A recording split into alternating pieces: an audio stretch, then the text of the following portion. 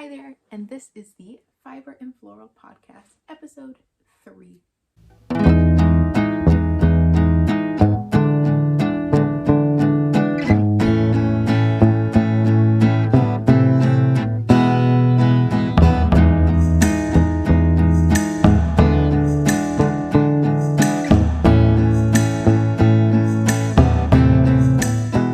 Good morning, I'm really glad you're here. I'm Becca. I am a knitter, a sewer, general crafter. I live in Berlin, Germany with my husband and our 2 daughters. I'm also working on my first children's novel, a middle grade fantasy, if you're interested. And next week, I will be returning to work as a bilingual educator after almost a little over a year and a half off. So exciting things happening in the Eckert household this week. But today I'm going to be talking about everything I learned knitting my first Colorwork sweater. There will also be a giveaway at the end, which I'll talk about more later, and showing you just what I've got on my needles right now, as well as what I just finished from my sewing machine. So let's get started. It's been a really lovely week in our household. My youngest daughter just turned 1 on Friday, and so we celebrated with some friends and got a lovely bouquet that I'm displaying. And then on Saturday, we went to the zoo with some friends. One of my dearest friends, her name is Angie. She is the designer behind my dear Poppet.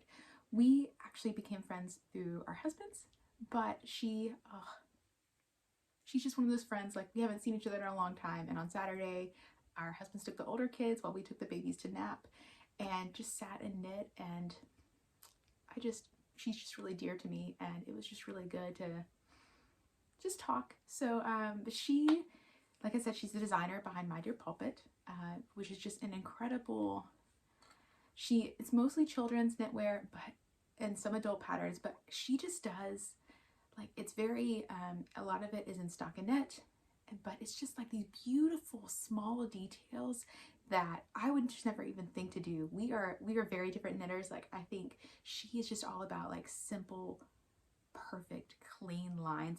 And I love her style.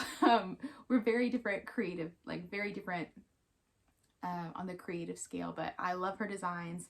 My all-time favorite one of hers is, I actually knit this. It's probably my favorite thing that I made my daughter, is this little, oh goodness, what is this called? The Maya bonnet. It's called a bonnet, and it's not, she didn't design it with stripes. It's usually just a simple bonnet, but like, look at that. I had some knitting for olive scraps left over from a different project and had this idea maybe like 3 nights before my daughter was born to knit this up, and she wore this literally every day for like the first 6 months of her life. It is just, I love it. I'm gonna keep it forever. But like, it's just so, like, it's so simple but so beautiful. And like, look, the back of the crown. Anyways, I just had to share this because I love her designs. But I met with her on Saturday, and she has got this new beanie coming out called the Brighton beanie, and it is a fingering weight stockinette, completely stockinette beanie. And I texted her a few days before and was like, oh, I love this design, you're doing great, I'm so excited to see it come out. And she's like, oh, here, you want to knit it up? Go ahead. And I was like, no, I was planning on buying it from you to support you. And she's like, no, I'd love your feedback. Just knit it up, let me know what you think. It's coming out, I think sometime this week. I'm not sure. I think she was also waiting on some feedback from testers. So on Saturday, I cast it on. I have one here, and I cast it on, and on Saturday we got to sit and knit her Brighton beanie together. We were at the zoo and the sun was shining, and we could take our coats off because it was so warm, and it was just this beautiful moment of just like sitting together and knitting and just talking. It was a really sweet moment, and it was really, I really needed it, just some adult conversation. So it was, I love you, Angie. I'm really thankful we got to spend the day together. So yeah, it was just really sweet. Like, all of our kids were wearing their handmade knitwear, most of them from Angie's patterns, and it was just such a cute moment. Anyways, I had to share that because it was really sweet. And yeah, I'm reading this book right now by Peggy, oh goodness, what is her name? Peggy Orenstein. It was a book recommended to me by Venetia from the Woolly Worker, and it's called Unraveling What I Learned About Life While Shearing Sheep, Dyeing Wool, and Making the World's Ugliest Sweater, which is a great title. Venetia recommended this to me after I talked about how I was really interested in knitting a sweater from like sheep to completion.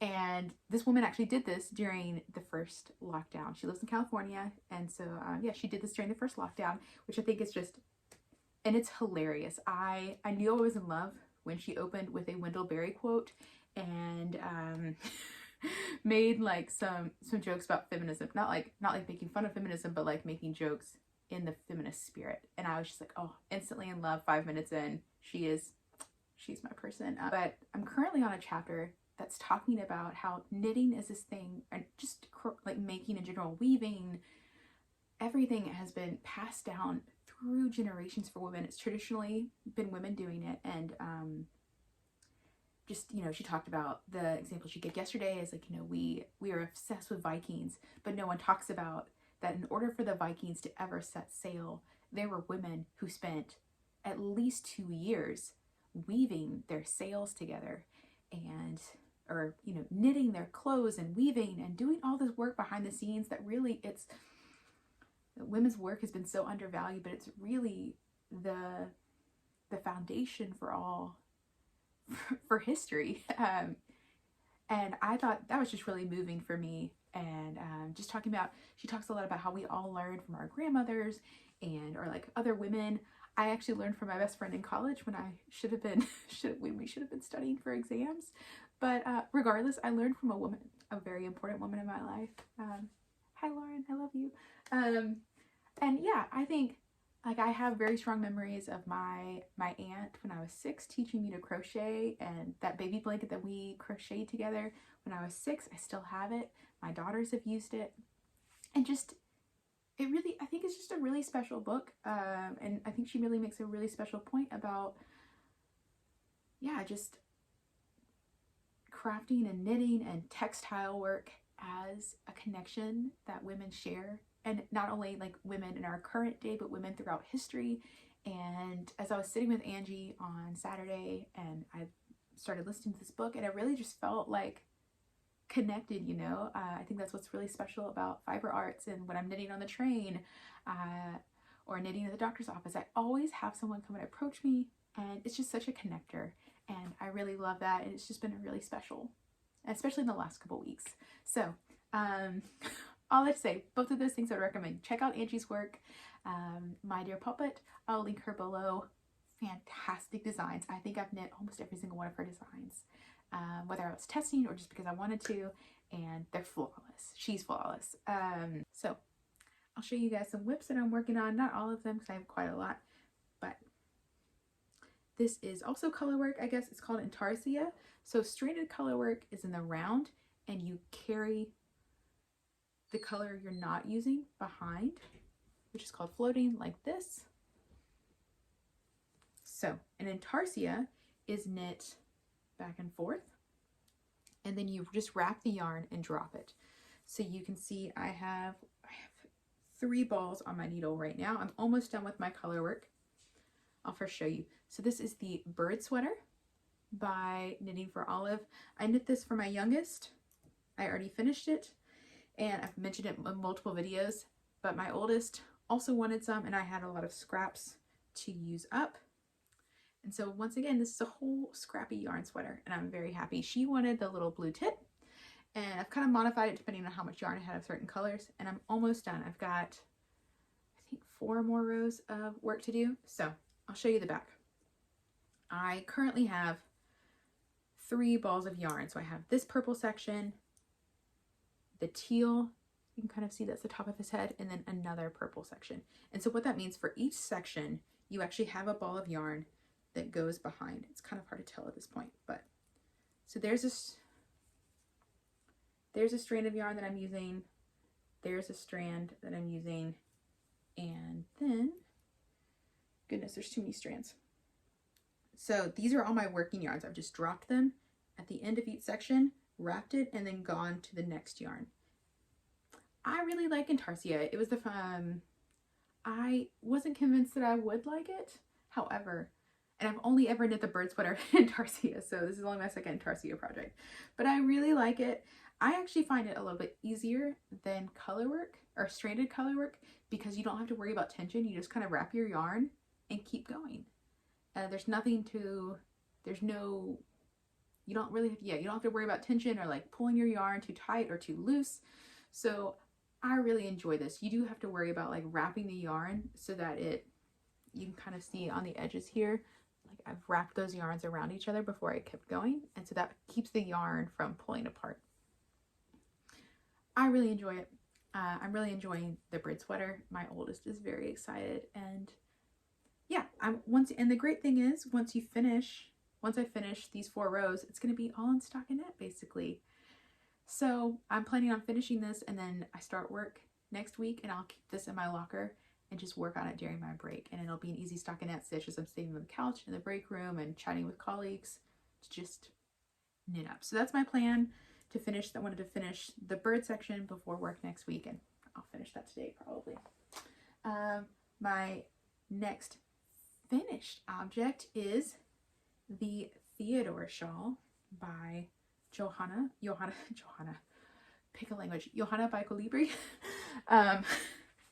It is this gorgeous, this gorgeous lace shawl. I can't say like enough about this. I cannot believe that I made this. It is just like, look at that lace, like, oh, it's gorgeous. This was a test knit for her, and it was a sponsored test knit, which means I got the yarn. Lamana provided the yarn in exchange for testing her pattern and posting two or three posts about it. So, but no obligation, like I'm allowed to give my own opinion, and no, yeah. I think the yarn is Lamana Kuzi and Lamana Premia, which is a alpaca light fingering weight and a mohair, and they're beautiful. It's so perfect for this. I'm gonna wear it. It's so perfect for this shawl because it's just light and floaty. Alpaca is really drapey, more so than mohair, and it's really just perfect for this shawl. I wore it on Saturday. It's been really nice spring weather here, and it's just, it's perfect. And it's really like, it looks really complicated, but it's just a six row repeat, both the shawl and the lace border, which like you wouldn't think that would be easy, but it was so easy. You just so like on the right side rows you do the pattern, on the wrong side rows you purl, and then you repeat 3 right side row repeat. So super easy. I memorized the pattern really quickly and didn't really have to look after that, and such a beautiful, like, I cannot believe that I made this, and it's absolutely gorgeous. The test knit is actually still going for another few days, but finished early. It's really quick knit on 5mm needles. It's just, I can't say enough good things about Johanna's pattern. Goodness, switching. I can't say enough good things about Johanna's pattern. It's absolutely stunning, and this is going to be such a great shawl for spring. So I've worn it like this, and then I also tried on Saturday, I folded it in half and wrapped it around like this, which I also think is a cool little element because it kind of has like a, what's the word, asymmetrical lace border, and I think that also looks really cool. So the Theodore shawl by Johanna, love it, can absolutely recommend it. It should be released, it should be out by the time I post this video, so go check it out. She's great. I love her. I've knit a few of her patterns. I'm also planning on knitting one of her little girls patterns. She has like this really sweet mohair blouse that I'm planning on knitting as well. So my other finished object is a little Sophie scarf that I think I had the idea for this on like a Sunday afternoon. I was putting my daughter to sleep for her mid-afternoon nap around 1, and I was like, oh, I bet I have yarn for this. I could do this. I was really inspired by the latest Little Women. Jo has like a little scarf like this, and I love Jo. I love Little Women. And I was like, okay, I think I can knit this up. I have the yarn for this from it's been in my stash a couple of years. think it's actually also Lamana, like Lamana Como tweed, that I knit my husband a hat in this a few years ago for Valentine's Day. He gets a lot of knitted hats from me, and it's a tweed. It's like a subtle tweed. But yeah, I knit this up. I cast this on at like 1 p.m. on a Sunday.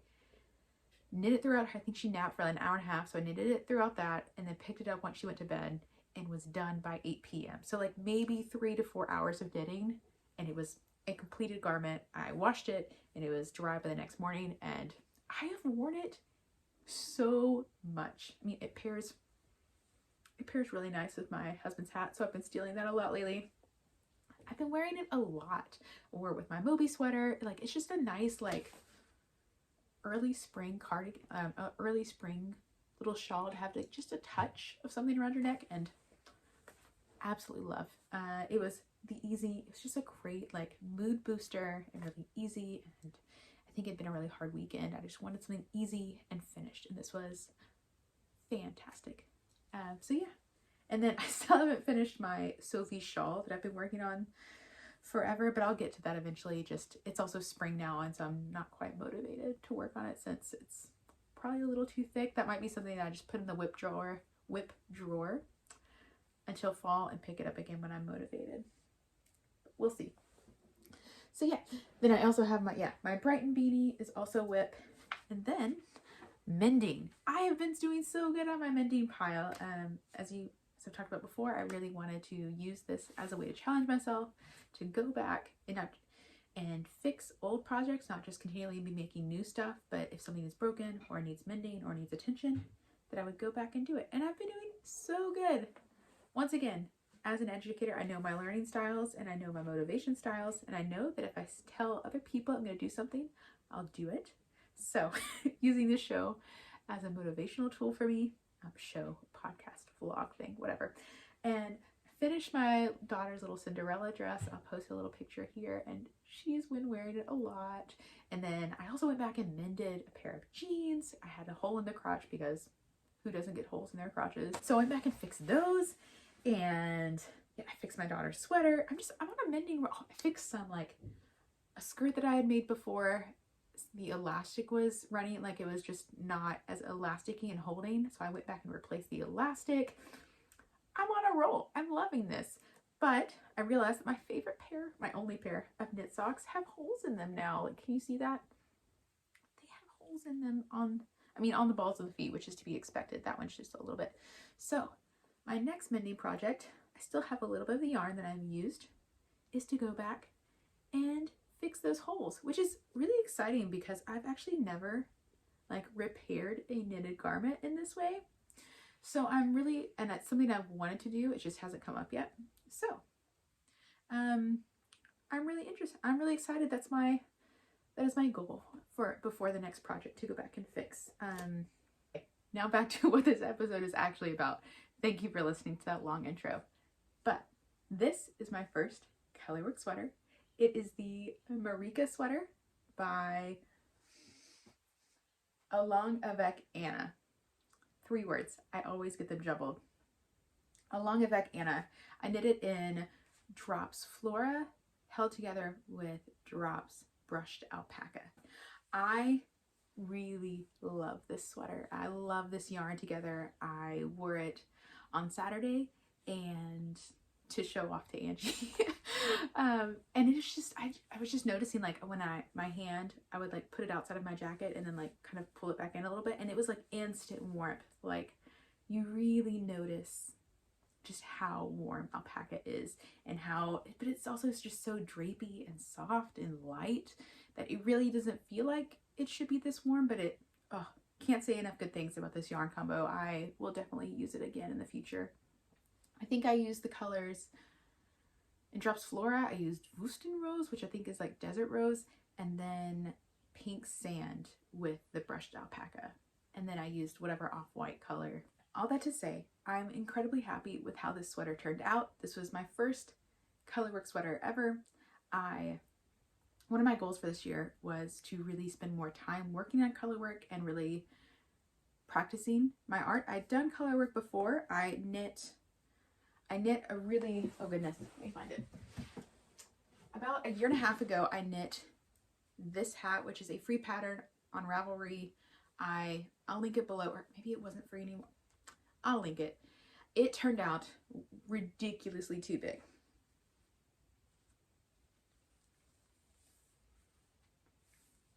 Like, it is too big. In every single way. It is too wide, it is too long. I did not know what I was doing. It's a little, like, I did not catch my floats correctly. So I basically gave up on color work. And then I decided this year that I'm gonna spend some time practicing it. And I asked for Anna's color work book for Christmas, which I've talked a little bit about. I'm gonna talk more about today. But then for Christmas, I decided, even though I know I'm getting this, and I'm gonna go ahead and knit my husband a colorwork hat, which is called the Unbearable Hat. And it did not go well at first. I'll post a picture of my first go. I knit it throughout the month of December. Slowly, I was making all my family members some knitted garments. And then on December 23rd, I finished it up, tried it on, and also too big. Like ridiculously too large. So on the evening of December 23rd, I ripped it all out, started over, and knit it all back up in a day. I think I knit a smaller size, and I just kind of like worked the decreases more dramatically. And I think I left up some of the top. So it worked out. It fits now. And I finished it by Christmas Eve. And so like somehow I did the decreases where it kind of adds this little star on top, which wasn't intentional and isn't in the original design, but I think it looks really cute.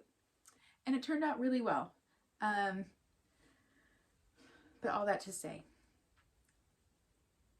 my gauge was way too large, even though my gauge in stockinette was fine. My gauge in color work was way too large, which apparently isn't like a normal thing, but I think because I read that you should be scared of tightness and catching floats, that I overcompensated and went just far too low. But like there were still some places like at the bottom where it was too tight, but then I noticed that and started doing too loose, and it was insane. This is not a great color work project that I should have started with. This is a more advanced color work project that I should have picked up later. However, I did it. So I learned a lot about what not to do in that hat. And so I went into this with Anna's book and some tips there and learned what to do, what not to do. And I just wanted to share a few of those today with you so you can maybe learn from my mistakes. My first tip is obviously pick an easy pattern. Learn from my mistakes. Please start with a beginner-friendly pattern. I have recommended, at the end, I'm going to share 5 or 6 patterns. I've gone through Ravelry and picked out 5 or 6 patterns that I can really recommend that I think look easy enough to be a first colorwork sweater pattern. So I'll share those at the end. But I can highly recommend the Marieke pattern. What I love about this one, and I'll explain what I mean by easy, is this one is very easy repeats. Your first line of color work is literally like 1, 2, 1, 2, 1, 2, 1, 2. So it's very easy to repeat. And then you go to your next section of color work and it's 3 white, 3 pink, 3 white, 3 pink. Very easy. You get down here, you just reverse those. And where you did pink, you did white. And then the next line, 1, 2, 1, 2. The next one is 1, 2, 3, 4, 1, 2, 3, 4. Like very easy repeats. And I like that there were breaks in between so I could like check my gauge. And then also this is where you did the increases in the solid pink area, so you didn't have to worry about doing color work and increases at the same time. I cannot say enough good things. This is a fantastic sweater for beginners. Anna, in her book, recommends catching your floats.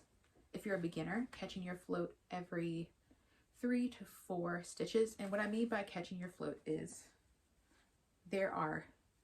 so the color work, so like when you're doing color work, the yarn that you're not using runs behind. And if there's like a long, maybe it's easier to do it here. So there are sections where those floats are really long. So especially with this one here, so you see there's like 18 stitches in between these white sections. And so I had to, that would have been like this long to carry that yarn, which is just too long. And the first time I knit this up, part of the reason it didn't work is because I think I was catching my floats less often, like every 8 to 10 stitches. And it was making the yarn pull and wonky. And so, yeah, I think I ended up catching my floats here every 4 to 5, 6 stitches. And it was a lot easier to get good tension. With this sweater, and I think what she recommends and what I would also recommend is, for your first sweater, don't pick a pattern where you have to catch floats. So look for patterns where there is only 3 to 4 stitches between colors. This one does that, and the ones I recommend, I've looked through and they also have that. So if you do pick a sweater that makes you catch floats, that has longer sections like this, you're gonna wanna catch your float every 3 to 4.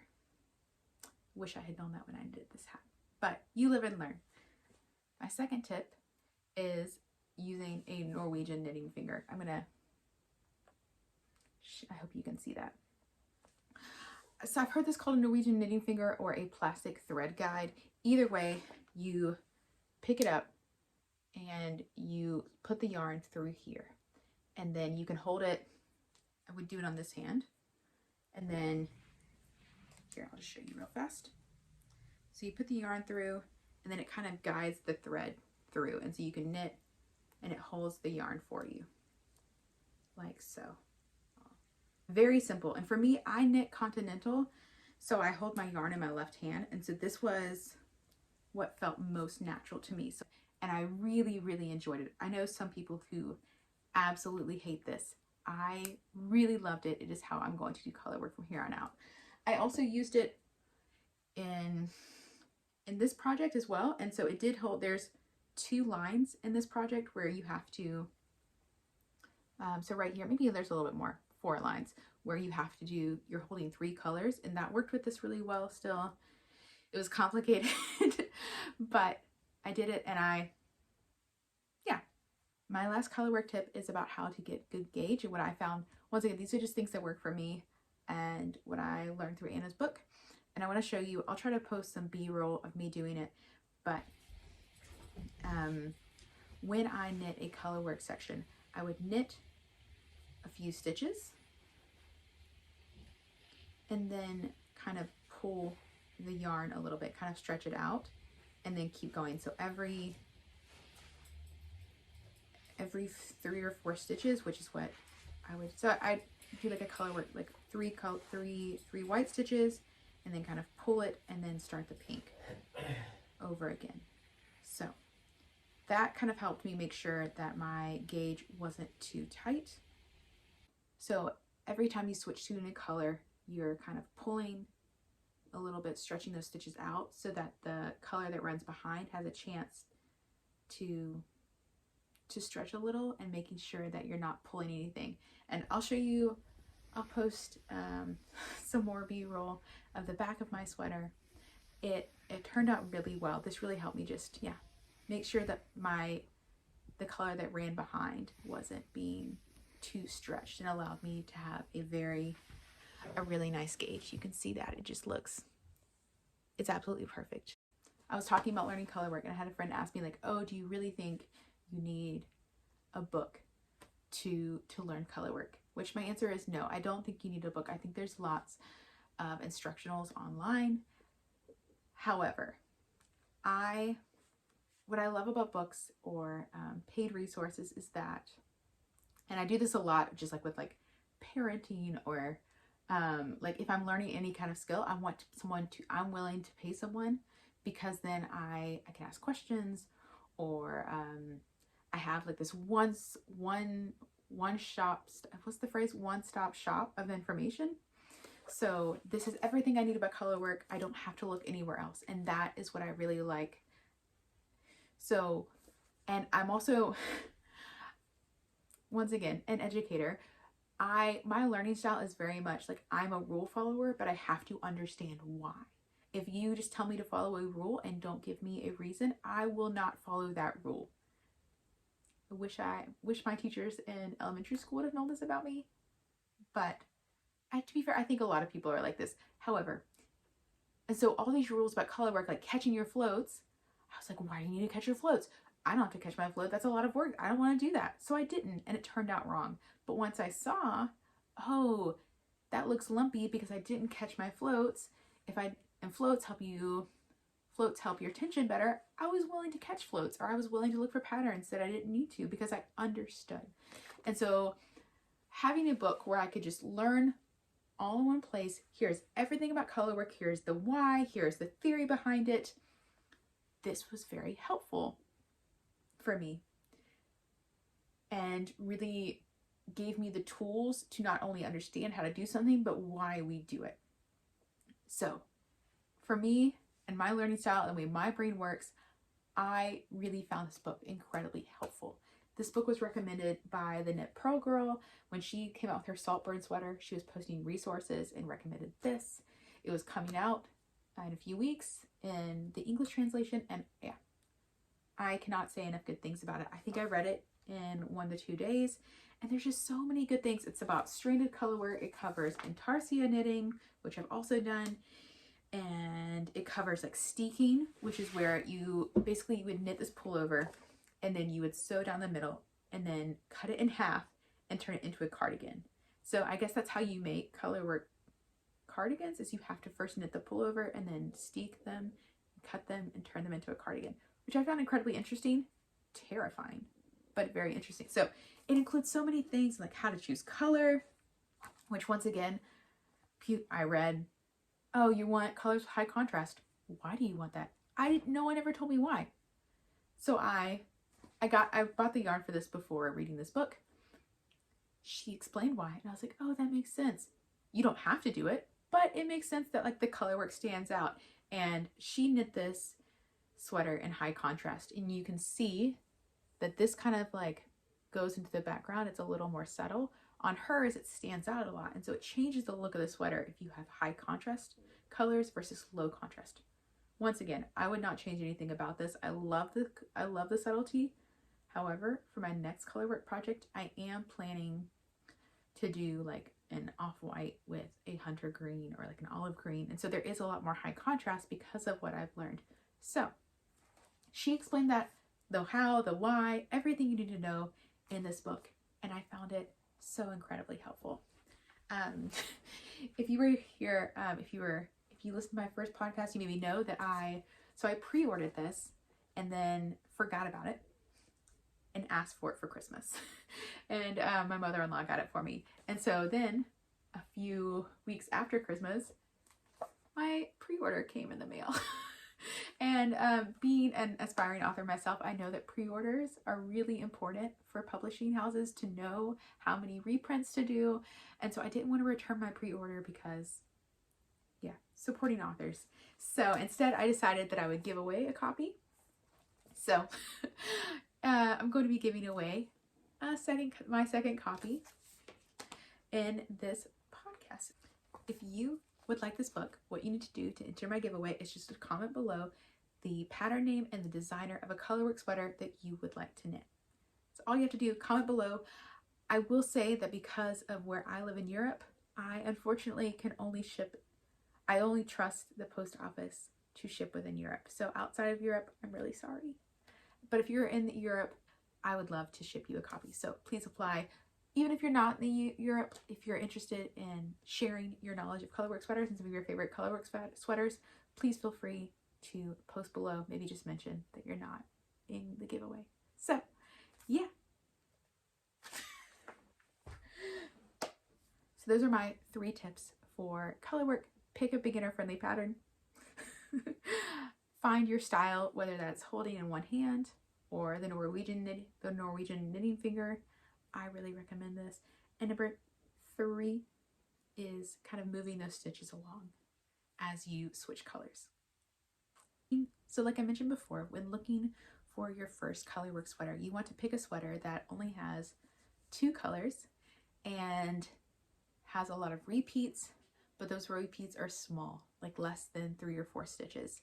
And so I wanted to recommend, I went on Ravelry, and a lot of these I already had saved as like to knit, but I wanted to share maybe 5 sweaters that I would recommend for your first colorwork sweater, in addition to the Marieke sweater.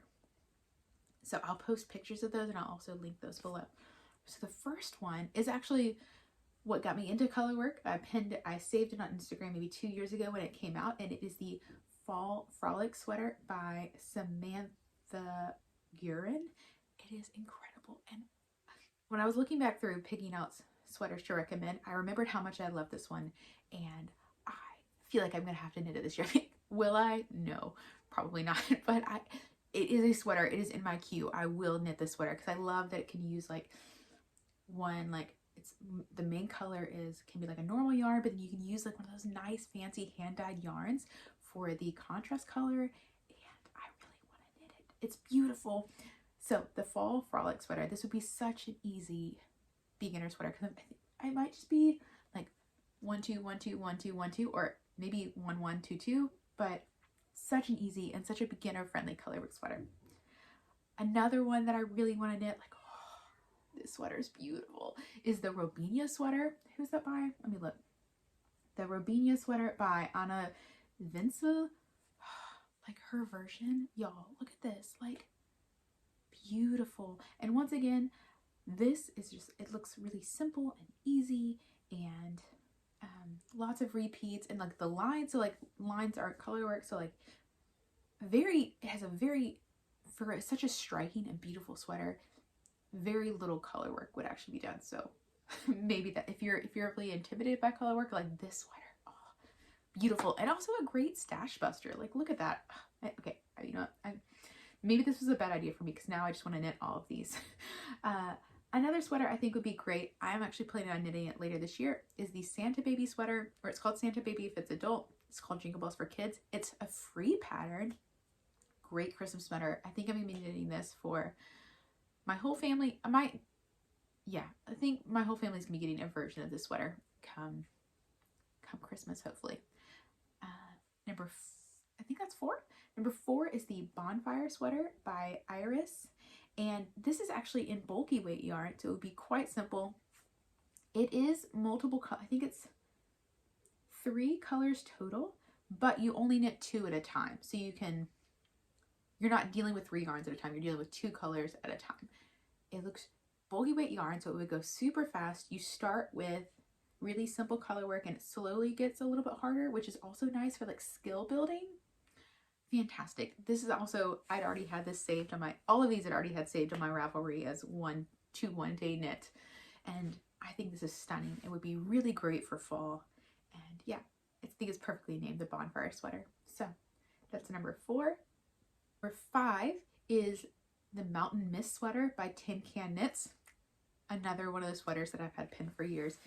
If you've been in the knitting community a long time, Tin Can Knits is just one of the big names in colorwork. She also has a book on colorwork knitting I was really tempted to get, and still might, because it's all about how to like make your own colorwork sweaters, and then like this like recipe for making colorwork sweaters, which I think would just be really useful since I have kids and a husband that I like to knit for. Like, buying one pattern, I often have to buy multiple versions. So I think learning just how to make my own recipe would be really useful.